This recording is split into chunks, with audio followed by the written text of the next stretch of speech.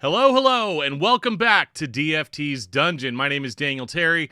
You know, Christian death metal is such a divisive topic among metal fans. You usually end up with like two different reactions to it. On one side, you have metal fans that feel like it's a total oxymoron and it should not be taken seriously in the slightest.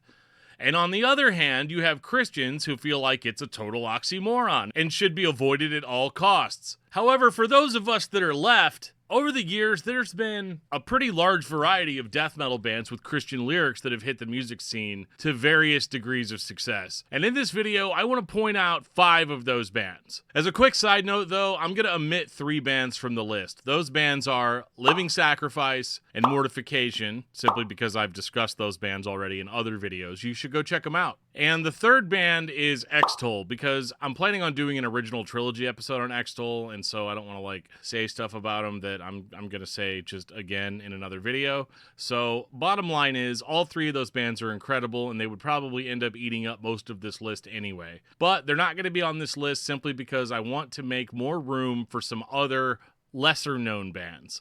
So with all that out of the way, let's get into my personally subjective list of top 5 Christian death metal bands. Number 5 is Crimson Thorn. Crimson Thorn started off in 1991 as a heavy, kind of thrash metal sort of band.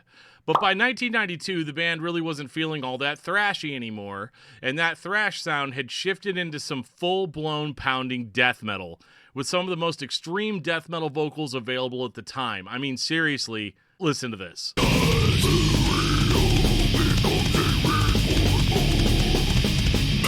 Their first album, called Unearthed, reminds me a lot of Necrotism-era Carcass. It keeps things really creepy, heavy, and guttural. And honestly, I love the crap out of Unearthed, and I used to actually play the song Decrepit all the time whenever I was DJing for a local Christian radio station. But they would only let us play stuff like that after like midnight, once a week. But as much as I love Unearthed, it was the band's second album, Dissection, that cemented Crimson Thorn as one of the most legit Christian death metal bands out there.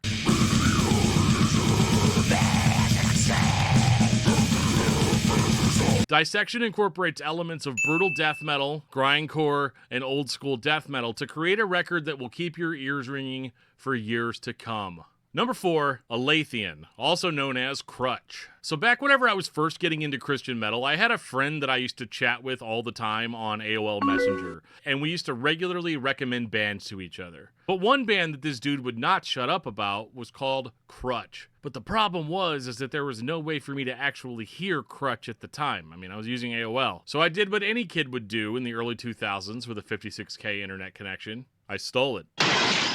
Specifically, I listened to the album Hope Prevails, and I was completely blown away. Take a fantastic mixture of high-pitched black metal growls and deep guttural grunts, and then take the music of later-era death, and you have somewhat of a mental picture of what Crutch was throwing down on Hope Prevails.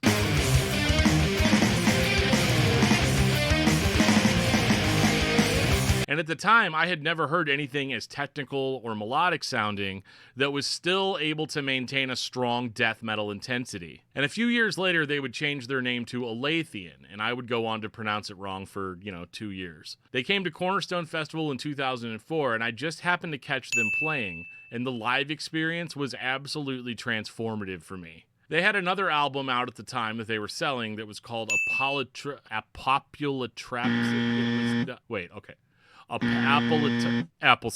The album is called Applesauce. Anyway, if you're looking for a band that scratches the same itch that bands like Death and Cynic are able to scratch, check out Alathian.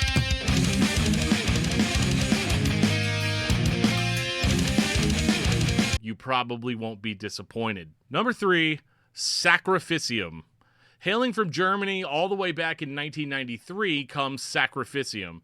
And much like Crimson Thorn, but a little bit stranger, this band started off as guys playing pop rock, but I can only assume somebody started putting steroids in the band's coffee, because they would eventually end up morphing into a thrash metal band. And as these things typically go, the band would eventually find themselves playing full-blown death metal a few years later. And after nearly a decade of band members coming and going, the band was finally able to solidify their sound and release their debut album, Cold Black Piece of Flesh, in 2002. And oh man, okay, so I bought this CD from an old website called blastbeats.com, and it delivered in every single way possible.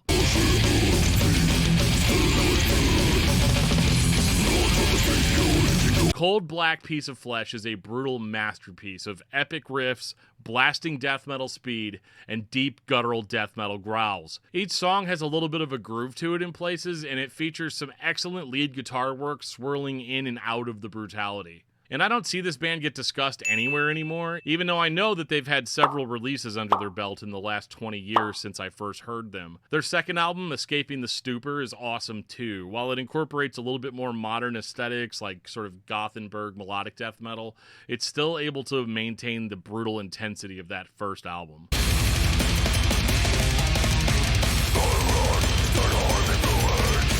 This is just a great band all around.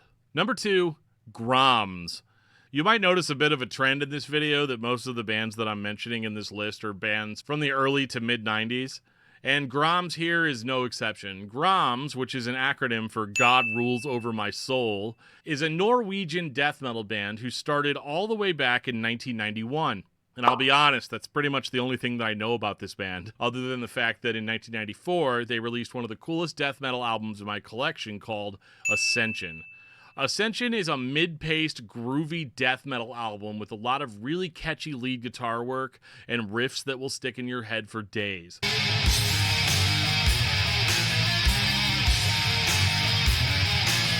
Vocals are exactly how I like them, super deep and guttural. They kind of remind me of the band Gormand. You know, their album, The Ending Quest, that album is like, I don't know, it's mid-paced, it's got a really cool atmosphere. They're not the same, they don't sound the same, but they give a very similar vibe. And there's a technical precision to Gromms' music that you don't usually find in mid-tempo death metal, but they somehow succeed to be a technical band that maintains almost like a doom metal kind of vibe.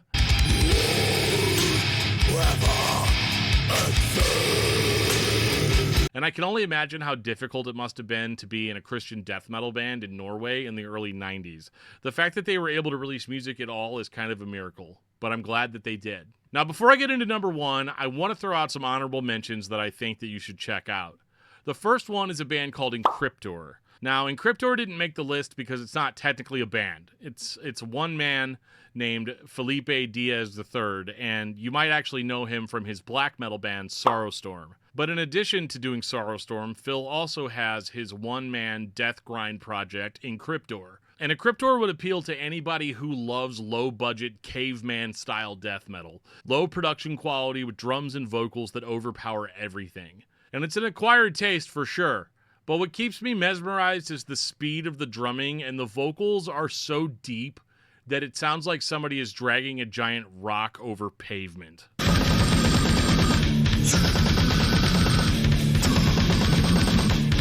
It's a little bit sloppy in a few places, but it gets the job done. The second one is Thy Pain. This was a project featuring Rocky Gray of Living Sacrifice and John LeCompte. This one didn't make the list because the band only had one release, which is a 21-minute album. And don't let the short runtime steer you away. This is an incredible, distinctly American take on melodic death metal, full of catchy melodic riffs, guttural vocals, and even some clean singing thrown in.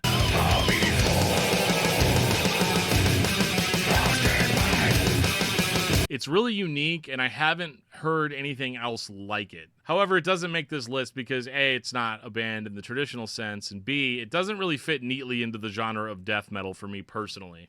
I still love it, but just not for this list. So, enough of my gatekeeping out of the way. Let's finish this thing out. Number 1, Soul Embraced.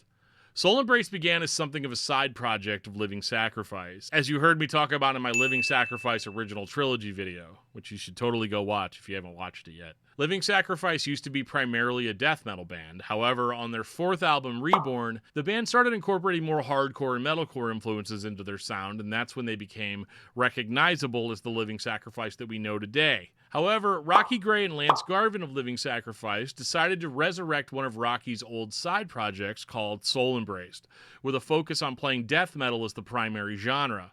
And in 2001, they released a record called For the Incomplete, and this record is one of my all-time favorites. Featuring Rocky Gray's brother-in-law Chad Moore on lead vocals, Chad delivers a blistering vocal performance. I'm a really big fan of his range, from deep guttural grunts and raspy shouts to even whispering. Musically, this album is super fast, super thrashy, and it's in your face.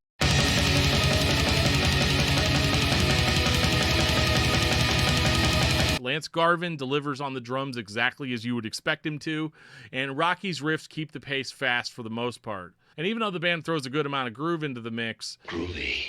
Primarily this first record is probably one of the best death metal records I've heard out of the Christian scene, just because of how memorable it actually is. There's even a slower song on the album called My Tourniquet, which you might recognize, as it was re-recorded by Evanescence a few years later on their album Fallen. My God, my tourniquet, return to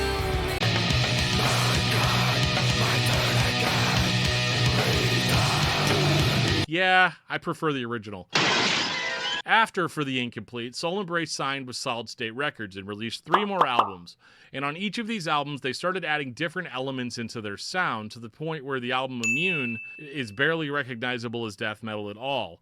However, on their 2 most recent releases, Dead Alive and Mythos, they began to return to their roots as a death metal band. And all in all, I'm a pretty big fan of everything that they've put out, and I can't wait to hear if they put anything else out in the future. And that does it for this video, guys. If you like this video, please give it a like and leave it a comment letting me know what your favorite Christian death metal band is. If you're a fan of what I'm doing on this channel, please consider subscribing to the channel so you don't miss new videos when they come out. Next week, I'll be back with my top 5 Christian metalcore bands, so stay tuned for that. I'll see you guys next time.